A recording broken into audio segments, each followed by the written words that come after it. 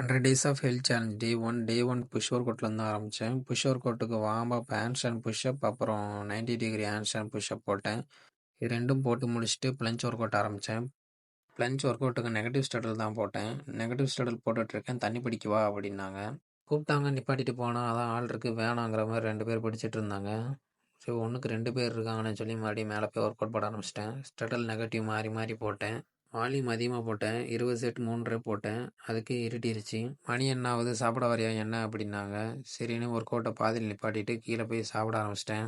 காலையில் சாப்பிடல, மதியம் நைட் 2 வேளையுமே இதான் சாப்பிட்டேன். சாப்பிட்டு 1 ஹவர் கழிச்சு ஒர்க் அவுட் ஸ்டார்ட் பண்ணிட்டேன். ரிமைனிங் ஒர்க் அவுட் ஃபினிஷ் பண்ணேன். ஸ்டடல் ப்ரெஸ் 10 அட்டம் போட்டேன். 10 அட்டம்ல 3 அட்டம் தான் வந்தது. அதை முடிச்சுட்டு அப்படியே ஸ்டடல் 90 டிகிரி ஹோல்ட் போட்டேன். 90 டிகிரி ஹோல்ட் 10 செகண்ட்ஸ் 3 ரெப் போட்டேன். அதை முடிச்சுட்டு எல்லாத்தையும் கம்பைன் பண்ணி காம்போ ஒர்க் அவுட்டாக ஒரு 5 அட்டம் போட்டேன்.